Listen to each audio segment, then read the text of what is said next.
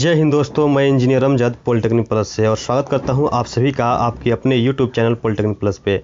दोस्तों, जैसा कि आप सभी को पता होगा कि बिहार एसबीटी पहले जो थी प्रमोशन के लिए बिल्कुल नहीं राज़ी हो रही थी। वो ये सोच ली थी कि हम बच्चों को प्रमोट नहीं करेंगे, लेकिन अब बिहार एसबीटी खुद चाह रही है कि बिहार के इंटरमीडिएट सेमेस्टर के जो बच्चे हैं उन सभी को प्रमोट किया जाए। और लगातार 2-3 दिन से लगातार ये मीटिंग भी चल रही है कि क्या कुछ प्लान किया जाए। और इस मीटिंग की दौरान इस प्रमोशन की कड़ी में एसबीटी एक कदम उठा चुकी है। उन्होंने सबसे पहला कदम ये उठाई है कि जो भी प्रमोशन के रिगार्डिंग जो बात एसबीटी कर रही है उसमें उन्होंने एक नोटिस जो है बिहार गवर्नमेंट को भेज दी है कि सर, हम चाहते हैं कि हमारे बिहार एसबीटी के बच्चों का जो सेशन लेट हो रहा है तो आप इंटरमीडिएट सेमेस्टर के बच्चों को प्रमोट कर दे।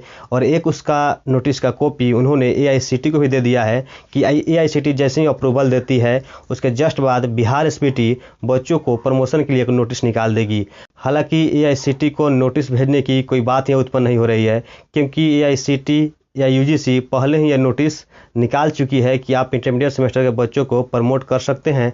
लेकिन फिर भी बिहार एसबीटी एक नोटिस जो है एआईसीटी को भी भेज दी है और एक नोटिस बिहार गवर्नमेंट को भी भेज दी है कि हम छात्रों को कोरोना को देखते हुए और बिहार के कुछ इलाकों में बाढ़ आने के कारण हम चाह रहे हैं कि 1 सेमेस्टर से लेके 5वें सेमेस्टर तक के बच्चों को प्रमोट कर दिया जाए। ये बिहार एसबीटी अपना पहला कदम उठा चुकी है।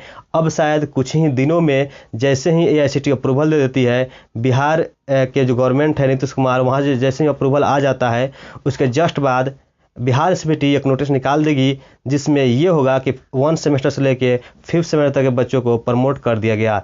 लेकिन यहाँ पे एक बहुत बड़ी क्वेश्चन आप सभी के माइंड में ये आ रहा होगा कि सर, आखिर जो है हम लोग को किस बेसिस पे प्रमोट करेगी, कैसे मार्क्स देगी, किस तरह से मार्किंग स्कीम होगा। इसके बारे में आप सभी के अंदर थोड़ा सा ये डाउट क्लियर हो रहा होगा कि सर, मेरा पढ़ाई तो बहुत अच्छे से तैयारी किए हुए हैं और हमारा मार्क्स कम आ गया तो फिर क्या होगा, या कुछ बच्चे ऐसे भी हैं जिनका तैयारी बिल्कुल नहीं है, उनका मार्क्स भी अच्छा आ सकता है। ये सब आपके अंदर इस तरह से बहुत सारे क्वेश्चन आपके माइंड में आ रहा होगा। तो सबसे पहले आपको क्लियर कर दे कि आखिर जो है बिहार एसबीटी बच्चों को प्रमोट तो करेगी, लेकिन किस आधार पे बच्चों को मार्क्स देगी, थोड़ा इसके बारे में समझ लेते हैं। तो सबसे पहले आपको बताते हैं कि जो पिछली बार जो बिहार एसबीटी बच्चों को प्रमोट की थी वो किस बेसिस पे प्रमोट की थी। तो पिछली बार की बात हम करें तो वहाँ जो एसबीटी बच्चों को प्रमोशन की नोटिस निकाली थी और प्रमोट करने के बाद जो मार्क्स दी थी वो था पिछले सेमेस्टर के परफॉर्मेंस के हिसाब से। जो बच्चे पिछले सेमेस्टर में जैसा परफॉर्म किए थे उसी के हिसाब से उनको मार्क्स दिया गया। लेकिन इस बार अगर हम देखें तो जो बच्चे 1st सेमेस्टर में हैं या फिर जो बच्चे 3rd सेमेस्टर लेटर एंट्री से हैं उनके पास कोई प्रीवियस रिकॉर्ड नहीं है, यानी उनका जो है पिछला कोई सेमेस्टर नहीं है जिसके आधार पे बिहार एसबीटी उन्हें मार्क्स दे।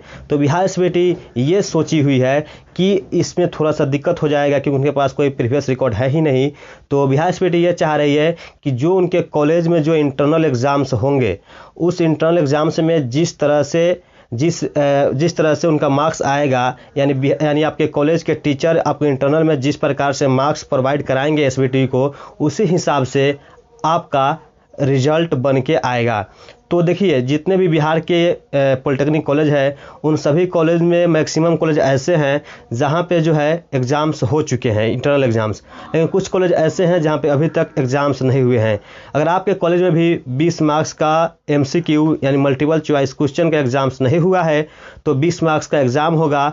आपको उस 20 मार्क्स के एग्ज़ाम में अच्छा परफॉर्म करना है और जो आपके कॉलेज के जो सर है वो आपको उस 20 मार्क्स में जिस प्रकार से आपको नंबर देंगे, जिस प्रकार से आपको मार्क्स देंगे, उसी बेसिस पर बिहार एसबीटी आपका रिजल्ट बना के देगी। तो आप सभी क्या कीजिएगा कि जो आप सभी का एग्ज़ाम्स जो होंगे इंटरनल एग्ज़ाम्स उसमें आप अच्छा से परफॉर्म कीजिए और अच्छा मार्क्स अचीव कीजिए, तभी शायद आपका ओवरऑल मार्क्स जो है अच्छा आ सकता है।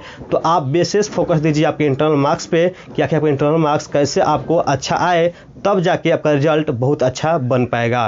ये आप सभी समझ गए होंगे कि आखिर हम सभी का मार्क्स कैसे आएंगे प्रमोशन के बाद। मिलते हैं इस तरह किसी और न्यू वीडियो के साथ, तब तक आप सभी का वीडियो देखने के लिए दिल से धन्यवाद।